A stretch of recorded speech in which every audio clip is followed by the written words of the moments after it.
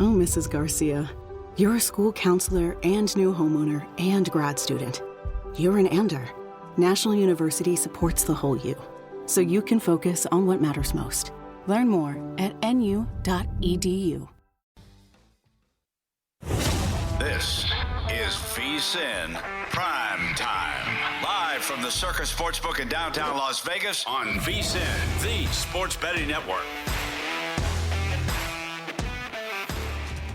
All right, welcome to the third hour of VSiN Primetime at Will Hill. We know exactly where to start, and that's at the end for the Milwaukee Bucks.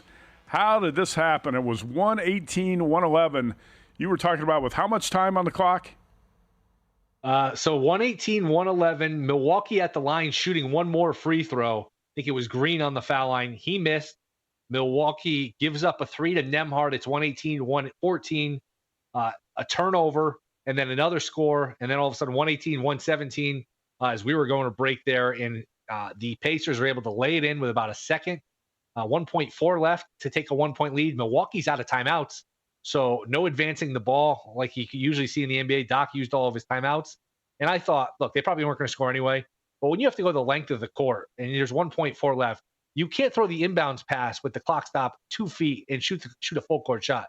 You got to take a chance and throw a Hail Mary or throw it to half court. You got to give yourself a chance. I know if it's tipped and it gets deflected, you're in a lot of trouble. But settling for a long court shot there, a full court shot there is just not the play. I'm sure they were shaken by the ending, but just a complete and utter collapse by Milwaukee. Up 7 with 40 seconds left, shooting a free throw. Up 7 with 35 seconds left.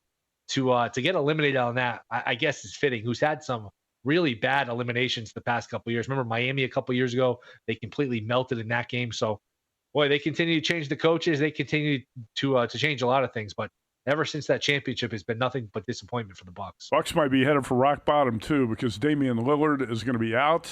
He's got an Achilles tear, and the Freak probably headed out of Milwaukee. You think you got to trade the Freak. I mean, I don't know where the Bucks go from here. By the way, Gary Trent Jr., who had 33 points in this game tonight, played well, somehow fumbled a pass, just dropped it between his legs and out of bounds with 10 seconds to go. That allowed the Pacers to get the ball back. Tyrese Halliburton beat the Freak off the dribble, got to the rim, scored the go-ahead layup. And like you said, when you got the Freak, why would you not run him down to the other end, tell him to stand in front of the rim and throw a full-court pass to him? Instead, the Bucks try a 80-foot shot at the buzzer and had no shot. So 119-118, Pacers get the win over the Bucks, who blew a 7-point lead with about 35 seconds to go. All the Pacers moneyline bettors out there are thrilled. You just got a gift. Hopefully you can close out that moneyline parlay with whatever else you've got tonight, whether it be the Knicks or the Clippers or the Lakers tomorrow night, but or the Celtics as well. But the Pacers, a lot of times when you win a money line parlay bet or any type of parlay, Will, you have to get lucky on one game. How lucky is that Pacers win just to get the straight-up win, 119-118? Extremely lucky, and I would have loved to see the live money line with 40 seconds left and Milwaukee up 7 shooting a free throw, or up 7 with 35 seconds left. I don't even know. What do you make that number? 20, 30 to 1? That probably doesn't even seem like enough. I mean, that's a game. Right. I was looking at the DraftKings screen. Yeah. I thought it was minus 2,000, but again, we had a lot going on at the same time. I didn't write it down. Bucks were huge favorites before blowing the game. I mean, you could. I'm sure we'll see the stat that, X amount of teams had a lead by 7 points with 35 seconds left all year, and maybe one lost. Like, that's in the NBA. Sometimes in college, if the 1-and-1s, they're not as good handling the ball. Sometimes in college, you can blow a lead like that. Mm-hmm. Even in college, it's rare. Up 7, 35 seconds left in the NBA. I mean, that's a 99.9% win expectancy. I mean, that's unheard of to blow that kind of game.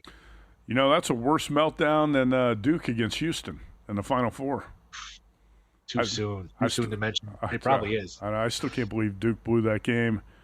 I've got anyway. Well, no reason to talk about that now. Pistons 54, Knicks 53, early third quarter, and Knicks now 2.5-point favorites live. Magic 10-8 over the Celtics. Boston a 9.5-point favorite. Those are the numbers at DraftKings. Will, let's get a baseball update here as we start the hour. The Yankees, Carlos Rodon had a shot at a perfect game through 5, but it did not hold. No, gave up a hit, gave up a walk. I'm seeing 13-2 now. I was thinking, is this an opportunity where you jump in on a live over, jump in on a live team total over for the Yankees at 13-2? Maybe you see a position player pitching for the Orioles, and you can stack up, some cheap runs, or maybe just score off this Baltimore bullpen as the Yankees look like they're going to add on another run. So perhaps I should have spoke sooner. Perhaps I should have acted sooner because I didn't bet that. But something to keep in mind when you see these extreme blowouts that, hey, this might be a situation where they go with a position player on the mound the last inning or so, and then you can really rack up some runs late. All right, and Adam Burke of VSiN.com joined us when we opened the show tonight in the first hour. He's got a play on the Padres plus 110. That's Nick Pivetta against Logan Webb at Petco Park in San Diego. I like Adam's play. I have not bet it yet, but I'm thinking about playing the Padres too. I was thinking about it last night. Logan Webb's one of those pitchers who got strong differentials between his home and road splits. Much better pitcher at home than he is on the road. Nick Pivetta off to a strong start. 4 wins and a 0.77 whip. Padres getting it done offensively too. They are home dogs tonight at Petco with a total of 7. With this pitching matchup, Webb and Pivetta, Will, I know you mentioned the possibility of playing the total, but it's tough to bet under a total of 7, right? Yeah, and it's tough to play under the total of 3.5 in the first 5, although you can do it. Sometimes these first 3 inning bets are available some spots too, because the pitchers tire the second time through the lineup, and if you just isolate it to the first time through the lineup, it's another way to play it. I did take a half a run with the Padres in the first 5, laid $1.50.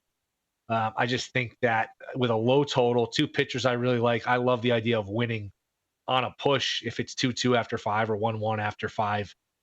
Wouldn't mind playing under 3.5 in the first 5, but I'm going to take that half a run. What should be a very good, very competitive game here.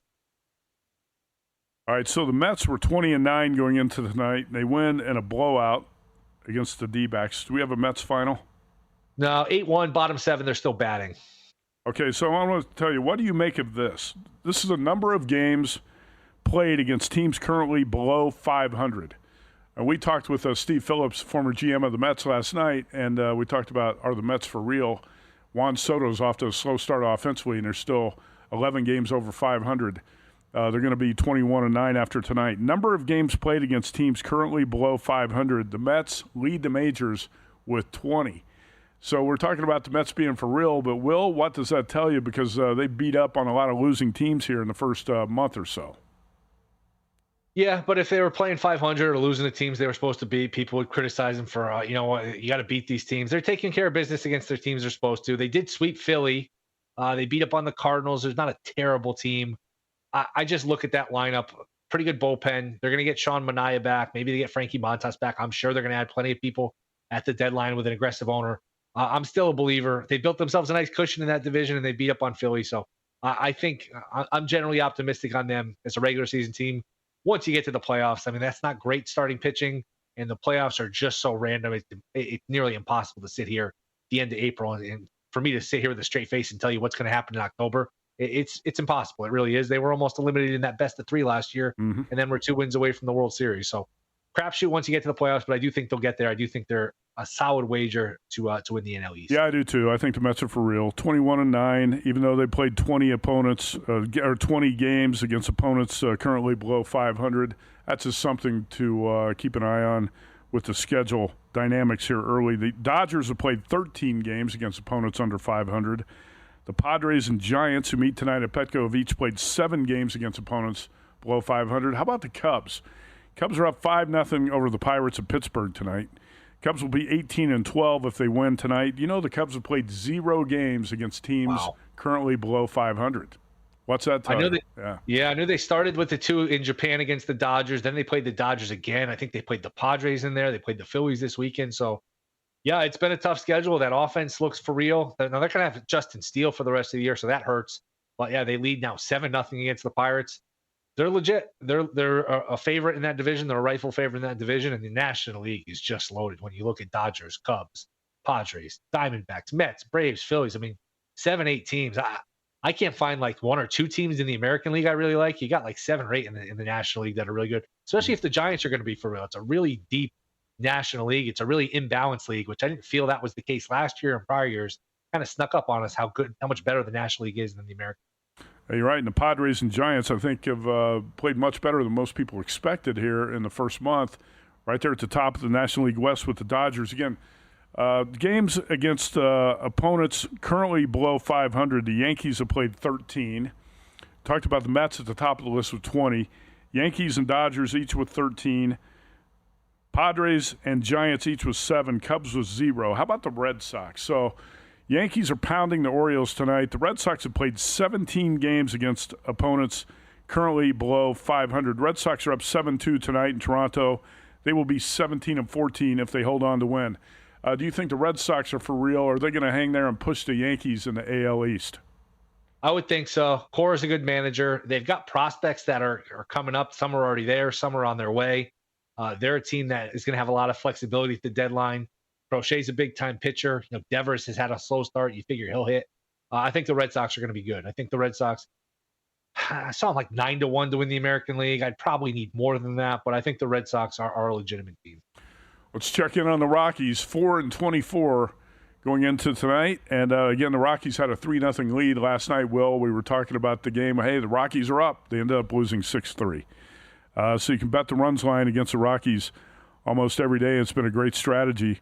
4-24. Braves have 3 hits tonight. Rockies hitless so far. Top of the second. Braves have runners on second and third with 1 out. You know what was interesting about this? Overnight, the Braves listed undecided as their pitcher, and they were still minus $2 favorites against the Rockies. The market is saying, we don't know who's pitching. We don't care who's pitching. Rockies are a $2 underdog. Unbelievable. All right, NBA and NHL playoffs are heating up. MLB in full swing. Kentucky Derby almost here. We're going to talk more Derby here in about 20 minutes, so hang on. Don't just watch. Bet smarter with VSiN Pro. Right now, get VSiN Pro access all the way through August 1st for just $59. Sign up now, vsin.com/subscribe. Oh, Mrs. Garcia, you're a school counselor and new homeowner and grad student. You're an Ander. National University supports the whole you, so you can focus on what matters most. Learn more at nu.edu.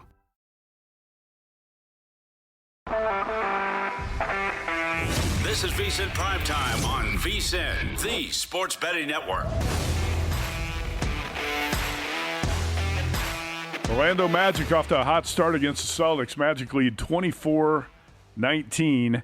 And late in the first quarter, Pistons have opened up a 6-point lead over the Knicks, 63-57. So Will Hill, the Dogs are barking tonight in the NBA playoffs. Even though the Bucks didn't win, they did cover, and they should have won that game in Indianapolis. Yeah, if anyone did an underdog parlay on the money line of all these dogs, they're probably just throwing things across the room saying, man, if I ever lost this because of Milwaukee, I'm not going to be able to live with it. But yeah, good performance from Detroit. Detroit's been right in this series. I mean, they led by 9 in the fourth quarter, game 1, couldn't hang on. Won game 2 on the road.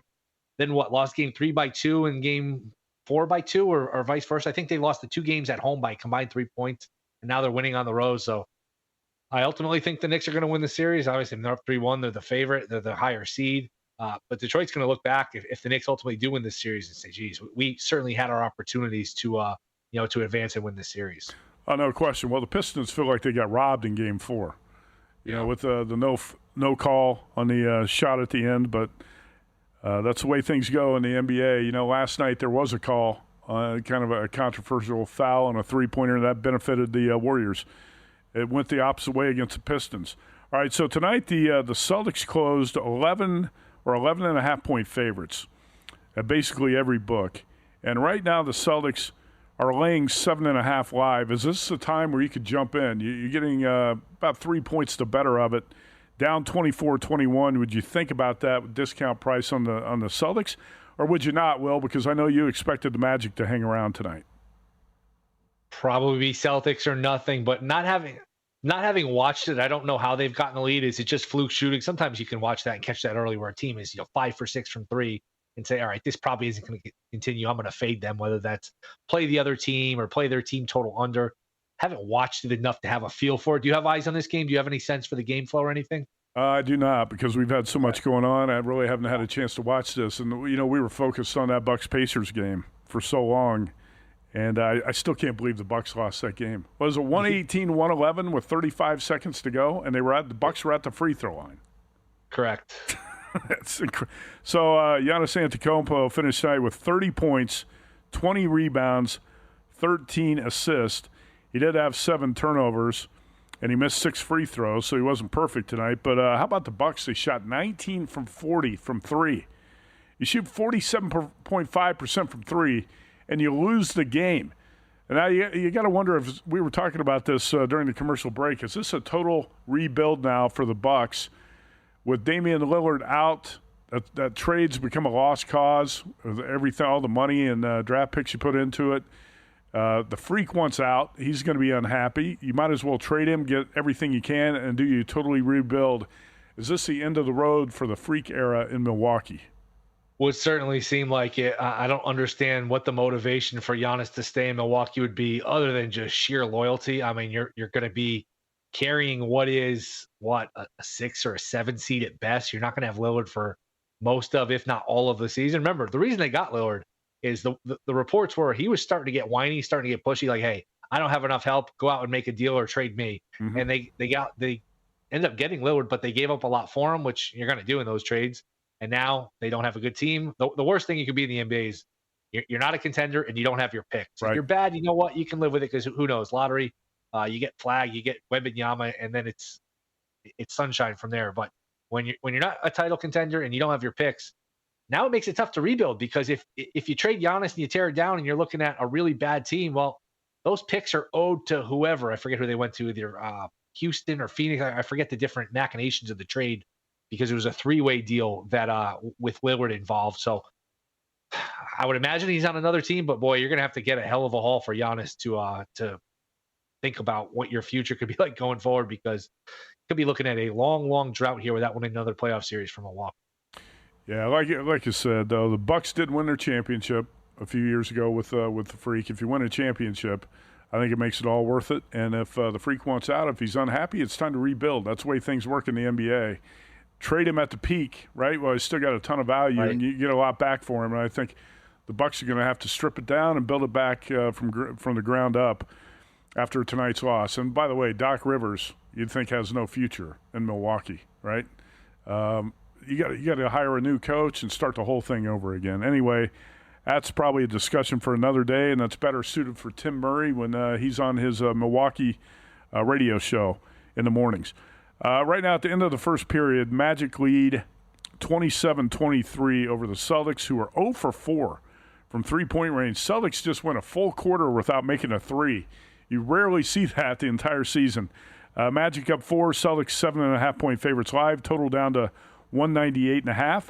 Pistons on top of the Knicks, 66-59. Now 68-59, live number, Detroit minus 3.5. Total 202.5, and Detroit minus 188 in the money line. All these live numbers coming from DraftKings tonight. How about this, Will? The Pistons showing some fight tonight after dropping 2 at home.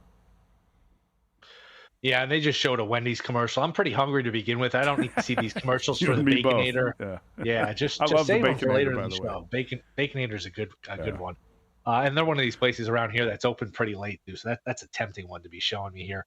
Yeah, I don't trust Detroit. I mean, I don't trust Detroit to hold on to this lead. I've seen them melt too many times. They melted in game 1, up 9 in the fourth, where they completely fell apart, missing dunks, dropping passes, and then the next thing you know, it's a 21-0 Knicks run. And they tried to blow in game 2. They were up 9 or 10 with a few minutes to go there, and that was tied. And then they had to hit a 3 to prevail. They came apart in game 4. So, look, Detroit's favored, the rightfully favored here, up 9 pretty late, but the plus money on the Knicks, the plus points on the Knicks, if I had to do anything with it, would be the way I would go. Do you have your eye on the Knicks or anything here?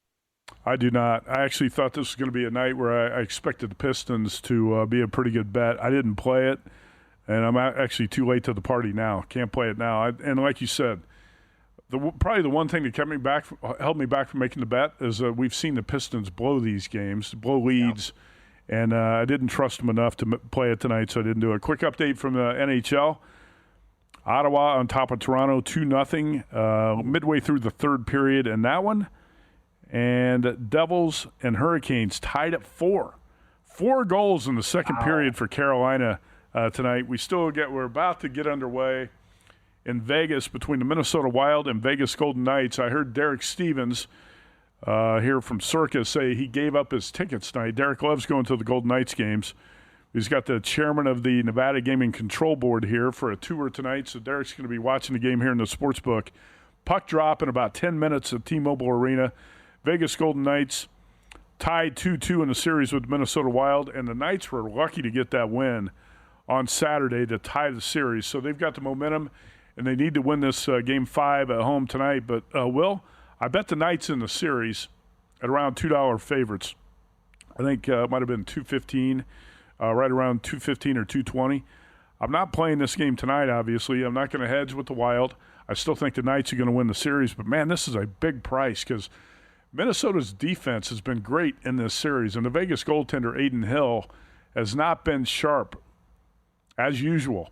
And I don't have a lot of confidence going into this tonight. But how about this number? Vegas at Circa a 230 favorite. And that's pretty much true across the board. I see as high as 250 out there.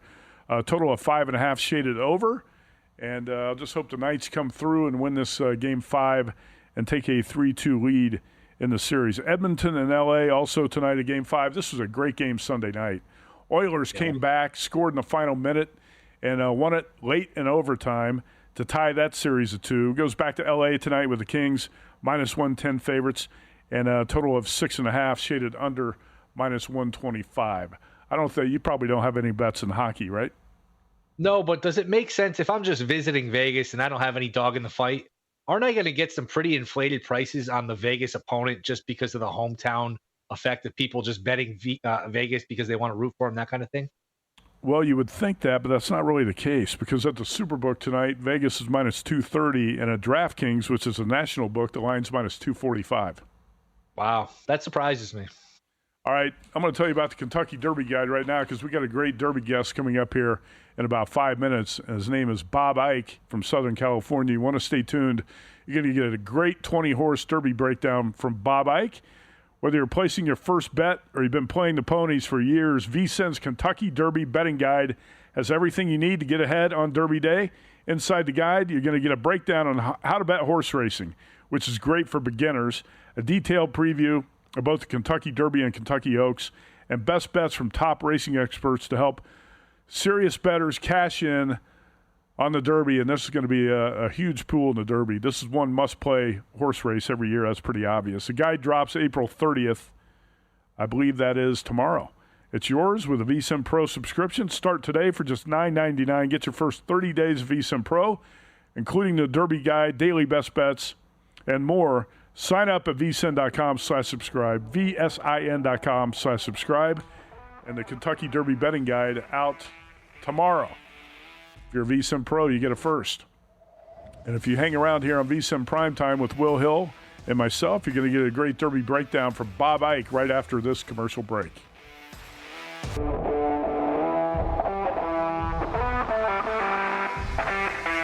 This is VSiN Primetime on VSiN, the sports betting network. All right, if you hang out at the racetracks in Southern California, Santa Anita, Del Mar, you're probably going to see Bob Ike walking around, one of the sharpest horse players, horse handicappers there is. Bob Ike on the show tonight, and always great to have him on to break down the Kentucky Derby. Will Hill, Matt Youmans here. Let's go out to the Progressive guest line. And Bob Ike joins us now, VP of HorseBills.com, BobIkePicks.com. Bob, are you fired up for the Derby and ready to make your trip to Vegas this week? I am, Matt. Good to be with you guys again this year, and I always look forward to coming out and doing the seminar with Dwayne out at the Rampart. And, the Derby is just, it's in our blood. If you're a horse player, you have to be involved. It's probably the most overanalyzed race in the history of the world. Mm-hmm. There are 20 horses, and, it's not like the old days where horses had run 10 or 12 or 15 times before the Derby. Most of them are pretty lightly raced. So there's not all that much paper to look at on the past performances. Gone over it pretty good and looked at most of the video on all these races. So I think I have a decent opinion, so we'll find out on Saturday. You got a sharp opinion, and you and Dwayne Colucci will be doing the Derby seminar at the Rampart Sportsbook. What is that, 5 p.m. Friday night? Is that right? 6 o'clock in the Cascade Lounge, and we'll also be joined by Jay Pribman, who's retired national correspondent from Daily Racing Form. Jay covered 39 derbies live, so we brought him in last year and adds a little extra expertise, we hope, to the occasion. And I think, I was looking back, I think this is our 8th or 9th year doing it now at the Rampart. So Dwayne and I now have a good flow going with each other, some good back and forth. We'll take a look at all the prep races, the major 5 or 6 prep races leading into the Derby. We'll look at those, we'll break them down, and we'll go horse by horse and talk about everybody, including our betting strategy as well. It's always a great seminar out at the Rampart. I try to go to it every year. I'll be there Friday night when you and Dwayne Colucci and Jay break down the 20-horse field. Before Will Hill hits you with some hardcore questions here, we've got a favorite that a lot of handicappers like this week, Journalism, in the 8 spot. Give us your quick overview of the race and how you plan to play the favorite. Well, I do think he's definitely the horse to beat. I think he's a special horse. I've seen him run a few times live, and every time, obviously on videotape.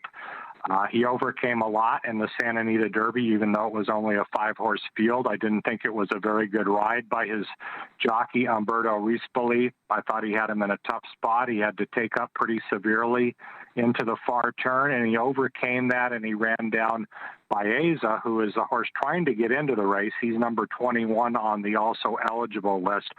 But I think this is a horse that if he runs his race and he gets his trip and the jockey gives him the right, kind of being in the right spot, I don't think they're beating Journalism. He has no flaws, in my opinion. He's the best horse. He's tactical. He can finish. He can run all day. And he's got a very good trainer in Michael McCarthy. So I'm not going to try and reinvent the wheel this year. I think Journalism, he's 3-1 on the morning line. I expect him to maybe go a little bit lower than that. He is a rock-solid favorite, and I don't think it's real complicated this year. I think he wins the race. Bob, I know a lot of handicappers, when it comes to horses, like to look at the field and pick out 3, 4, 5 horses that you can just throw out. I've also heard people say this is a harder year to do that. Even the horses with longer odds have some talents, have some ability. What are your thoughts? Are there any horses that you can completely dismiss in terms of this race? Yeah, I think so. I would start with a horse named Owen Almighty, who the trainer did not want to run in the race. He thinks he has distance limitations, and he showed that pretty clearly in the Bluegrass last time when he hit the wall at the 16th pole. The trainer wanted to run him in one of the undercard races, the Pate Mile. Ownership, of course, calls the shots, especially when they spend a lot of money on a horse. So they're going. I think he doesn't belong at all. He's 30-1 on the line. I think there's some 30-1 shots in here that, just aren't good enough. Plenty of them, in fact. I think this race boils down. I don't think it's that complicated this year. Of course, weather, who knows? Hopefully we get a nice fast track on Saturday. It really comes down to pace and trip. And the way I look at this race, and I think most of the pundits agree, there's a lot of early speed in here. And if you can lag back and make a run, I mean, there's 4 or 5 or 6 committed front runners in this race. Now, unless somebody were to shake loose and be the speed of the speed, that can always be dangerous. But I just don't see that happening. Journalism, to me, is tactical. He can sit maybe behind 4 or 5 horses early, and they spread out, which is going to help him, and I think he'll be in a perfect spot. And then, if you're looking to play underneath, I think you look for closers to kind of run on and maybe complete your exactas and trifectas. How about the Baffert horses, Citizen Bull and Rodriguez? I mean, as good as Baffert's been in the Derby with 6 wins and, being DQ'd out of a 7th win, I don't see him this year, particularly Citizen Bull, who was the champion 2-year-old last year. I don't see how he's going to win from the rail and having to commit to going very fast early. Didn't really care for his race in the Santa Anita Derby. I think of the 2, Rodriguez would have a better chance, but I'm not sure if he's a need-the-lead kind of horse either. His best races have been when he's been able to clear off like he did in the Wood. when he's had to chase or sit behind horses, he has not been as effective. So, you hate to say Bob Baffert doesn't have a chance in this race because over the years he's been so tremendous. Of the two, I think Rodriguez has a better chance. To me, Citizen Bull would be a horse I would totally take a stand against. A lot of recreational money in the Derby. People want to bet a little to win a lot. That being said, what's the horse with the longest odds that you give a realistic chance to, if not win, finish in the money? It's a race. It's a prep race I've never really liked, the Wood Memorial. It just has not been productive over the years, and Rodriguez was the winner. But I thought the second horse, Grande, ran a very good race that day, was wide throughout, finished 3.5 lengths back, but he never gave it up. He galloped out pretty good. He's by Curlin. Now, Todd Pletcher, as good a trainer as he is, has a very poor record in the Derby. I think he's like 2 for 60-something over the years. But this horse is flying under the radar. He's 20-1. You got Johnny V aboard.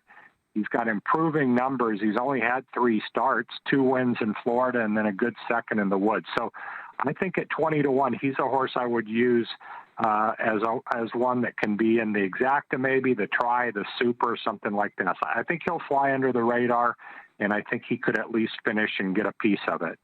Bob Ike, Southern California horse handicapper with us. Again, horsebills.com, bobikepicks.com, and follow him on Twitter at Bob Ike, the number 1.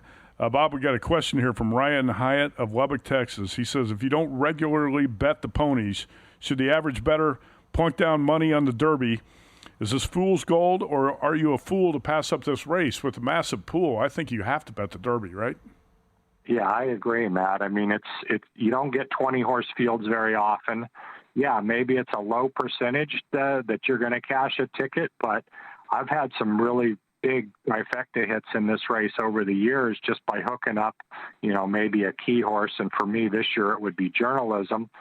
Put a few horses underneath, I'll spend some money on it because I'll use the all button to try to catch chaos like with Rich Strike 3 years ago. But I don't, your chances of hitting are a little more remote, but the money is the pool is so big, like you said, there's so many opportunities. I think you have to be involved. And, it's an American tradition. You got to bet the Derby. You got to be involved in the first Saturday in May. Yeah, I've been at sports books on Derby Day in the past where people are going wild when the race finishes because you get a chance to hit something big. I've also been in books where it's gone quiet as a cemetery when the race ends because nobody's got the winner and everybody's depressed at the way it ended. Bob, we got 90 seconds left. So Journalism, the 8, is going to be in your box. What else? Let's say your top 5. Tell us what else you're looking at here in the combinations you're going to play. All right, what I would put Journalism on top if you're playing exactas, tries, supers, whatever. Sovereignty is going to be my second pick. He's a very nice horse from the Bill Mott barn, a win in Florida, then second in the Florida Derby last time. I think he's rock solid. Burnham Square is a horse I'll take from way off the pace. He won the Bluegrass. He's a late runner. He's got improving numbers. He's 12-1. Grande is a horse I mentioned at a price at 20. And then I'm going to throw in, I think the price is a little short, but Sandman, winner of the Arkansas Derby, he's only 6-1, which I'm not crazy about, but he can really finish. And if the pace is as hot as most of us think it's going to be, he's a horse who will be running on. Another one by Tappet. So definitely those would be my top 5 in the race. How you're going to hook them up. You got to come to the seminar for our betting strategy, but that's my 1, 2, 3, 4, 5, Matt. Well, I've got 5 horses written down I talked about this morning on VSiN. You just mentioned 4 of them, 8, 9, 17, and 18. Bob Ike, appreciate the time, and we'll see you at the Rampart Sportsbook on Friday night. Thanks for having me on. Oh, Mrs. Garcia, you're a school counselor and new homeowner and grad student. You're an Ander. National University supports the whole you, so you can focus on what matters most. Learn more at nu.edu. Guys, I'll look forward to seeing you, Matt. Thanks, Bob.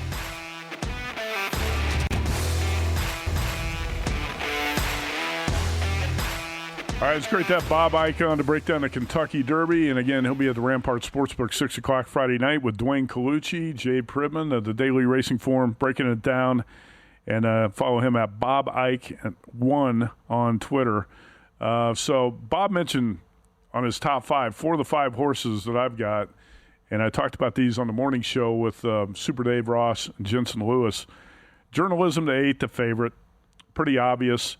The running style, the post, overall numbers, breeding. This horse was sired by Curlin, which finished 3rd in the Derby and won the Preakness in 2007.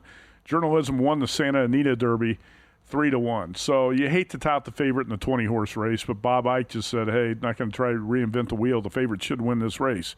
But you got to put together a try box and bet the horse other ways. So bet this race other ways. Burnham Square, the 9.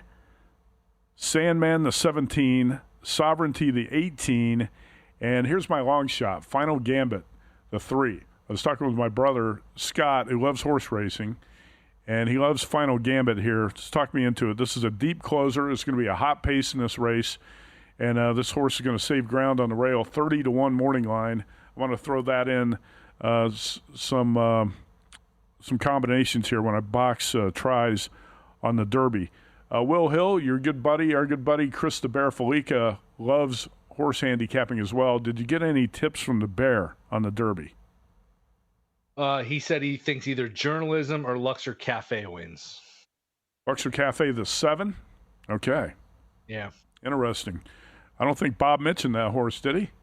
I don't think he did. No, so I want to write that down. Keep that one in mind, and maybe that's a question for the panel on Friday night. Luxor Cafe, the 7, 15-1 morning lines. You got 4 strong horses there. The 7, 8, 9, and 10 when you're breaking this down. All right, let's get back to the NBA. Tell you what's happening in the playoffs. Pistons and Knicks tied at 81. Knicks now 2.5-point favorites live, and we are about 8 minutes in. 8 minutes left to go in the fourth quarter at the Gardens. Pistons just took an 82-81 lead. Celtics have overcome that early deficit to the Magic, and Boston on top 43-41. Will, have you had a chance to watch much of these games?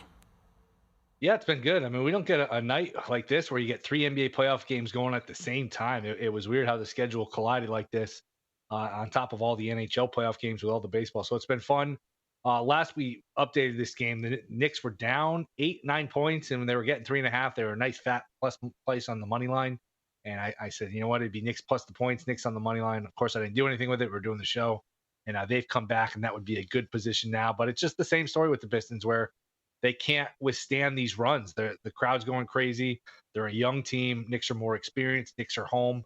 And even though the Pistons have creeped ahead now, 82-81 with a free throw coming, I would expect the Knicks to hold on and close this game out. And you bring it up all the time.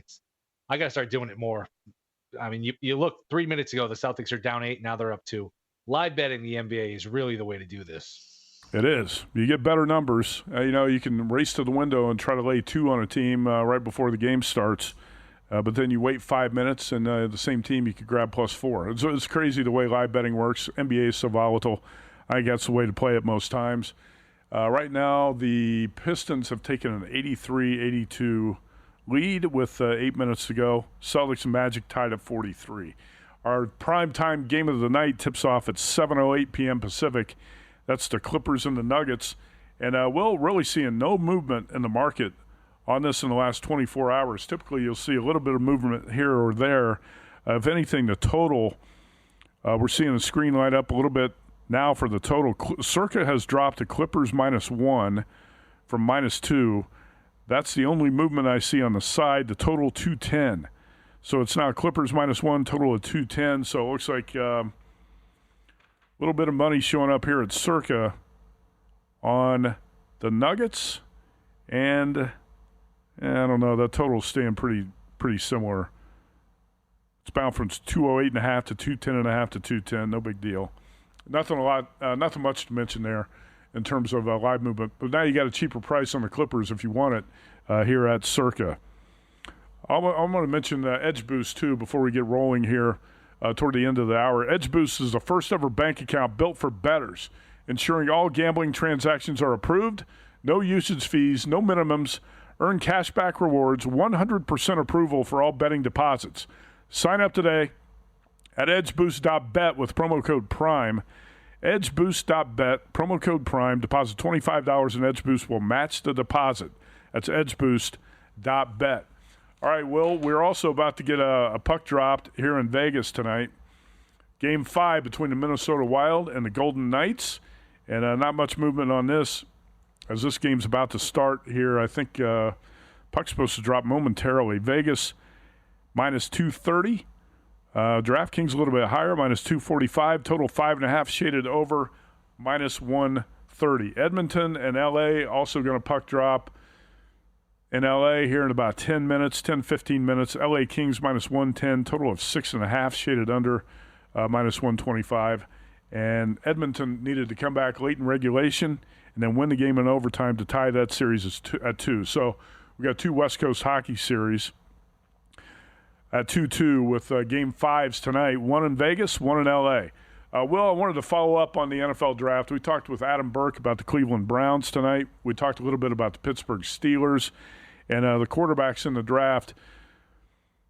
When we spoke with Matt Grill of DraftKings about Arch Manning being the favorite to be the top pick in the 2026 NFL draft, that's just a crapshoot. We think Manning might stay in college for 2 years. All right, so there's no guarantee that the Browns, if they're bad in 2025, are going to get a shot at Arch Manning, or whoever's picking at the top of the next year's draft is going to get a shot at Arch. I don't think the Steelers are going to be bad enough to have a top 10 pick to get a quarterback. I want to get your assessment of the Steelers draft. They passed on Shedeur Sanders, a quarterback that a lot of us thought Mike Tomlin liked, and the Steelers might even pick with the 21st pick in the first round. They passed on Sanders altogether. He went in the 5th round.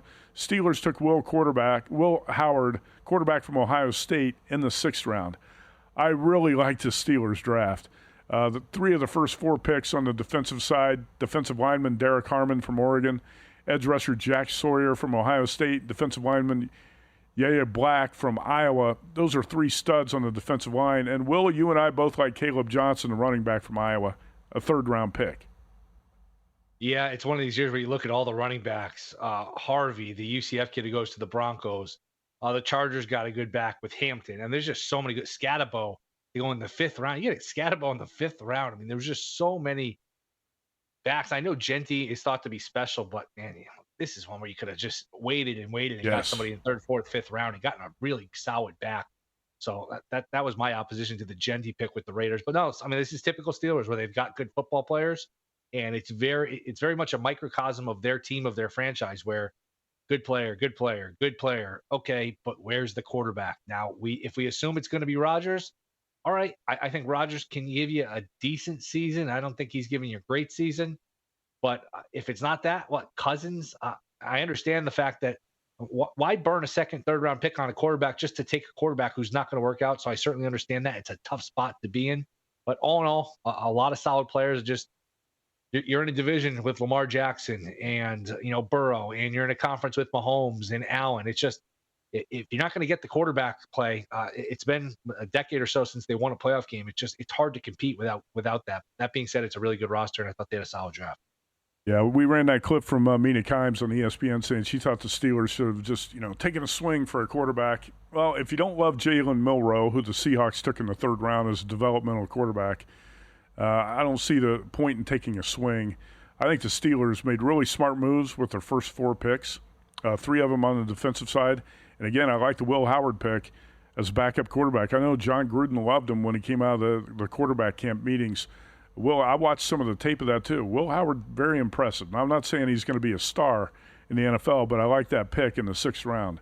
And the Steelers probably going to have Aaron Rodgers for, you would think, this season, maybe 2 years. You got some time to get this thing figured out. But the bottom line is the Steelers have a team here that can win. And if they get Rodgers, if he's got something left, and again, more than a year removed from the Achilles injury, he might be a little bit better. I kind of like this plan for the Steelers. I don't think they needed to take a shot on a quarterback, and I like their draft. The New York Giants, to me, had the best draft.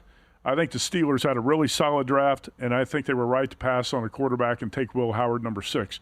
Will, quickly, was there a team or two that you loved their draft? I think Denver's loaded. You add Bear in the corner. You add Harvey. I don't know. Similar to the Steelers, I don't know if Nick's is good enough to actually make you a contender with all those other quarterbacks, but just 1 through 53. That's a hell of a football team Denver has. Yeah, the Broncos passed on a running back, Omarion Hampton, and the Chargers happily grabbed him.